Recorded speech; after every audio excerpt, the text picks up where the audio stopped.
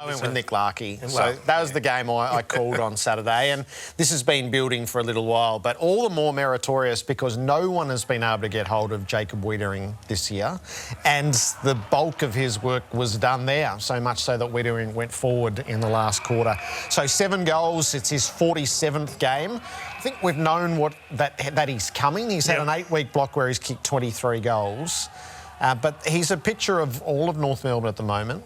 This 6 or 8 weeks has illuminated the future. So they were grim times early, but now there's every reason to be excited about what the long-term build looks like. Glad that kick went through the one where he ran into the goal line because he shanked it and it went sideways left. But he's a different type of key forward, isn't he? And I suspect that's why Wiedering had problems with him. He's a little bit deceptive the way he moves. He doesn't play like a big-bodied key forward does. He tends to be more mobile type. They're a good little batch coming through. Yep, because Aaron Norton's been doing it for us all year. Here he is, Scott by hand. Larkey's got 6. Goes the snap. Larkey for 7. There you go. Party time for the Roo boys. Yeah, he called it Howie. All eyes in the stadium. About 10 of us. That's us. That's us. Right, Nick Larkey. Gee, I could hear your excitement across the radio waves, or the airwaves, I should say, Brownie. He's made qualification. You've got to kick 7 to get in the big boys union. Yeah, it was a bag. A pity nightclubs weren't open. I said drink cards would have been on order for him, but he was fantastic. I was really impressed being at the ground. He reads the ball well and he reacts quickly. So not the greatest athlete, certainly not a Buddy Franklin, but reacts quickly up the field.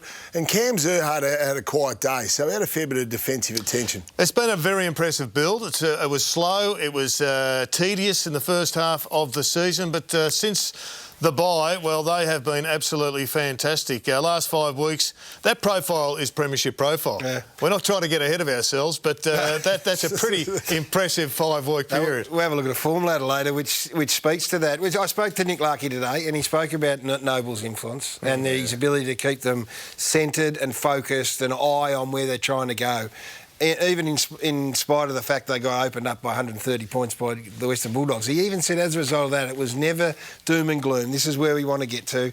So this is since round 7, and I think this may even have surprised them to some degree, this level of development and improvement that's come along. So the clearance numbers speak to really, Todd Goldstein's been a fantastic warrior and competitor for a long time. So he always gives you a chance, Todd. And then you've got some very talented kids underneath him. Well, they flagged from the word go, took some criticism early in the piece that they're going to build from the inside out. Get the midfield right, get the tools in at some stage later on. Jai Simpkin, he had a big role on the weekend. He did it magnificently. He had a very good season. Big improvement from LDU, whose 15 possession has now gone to 25s to 30s. Has Stevenson been undersold? Jaden Stevenson? Well, he was BOG against West Coast 2 weeks ago, a little bit quieter last week, and he's fantastic again on the weekend.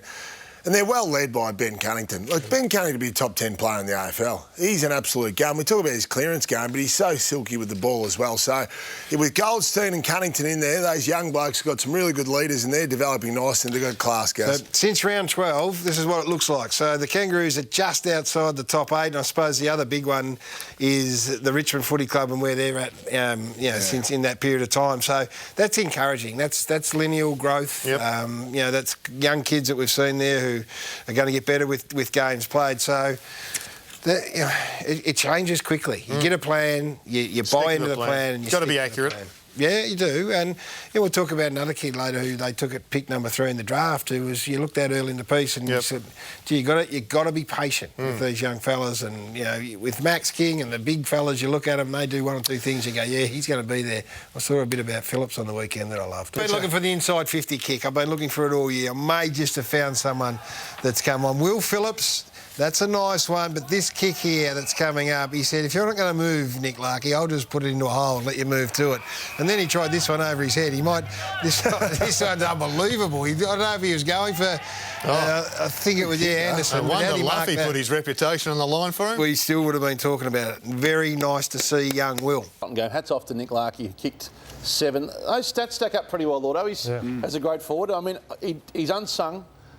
Less than 50 games into a career and kicked 5 or more on 3 occasions. And he wouldn't have won too many games in that, Kane, so it just shows with some good ball movement on the weekend what he's capable of.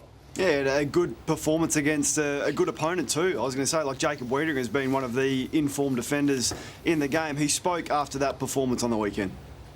He's a good people's person. We wanted someone, or we needed someone who was both good with people and good at strategy at North. And yeah, he bring them both. So he brings a perfect balance, and so do all the other coaches that have been brought in this year. It's been, and it's a great place to be around at the moment. It's good fun.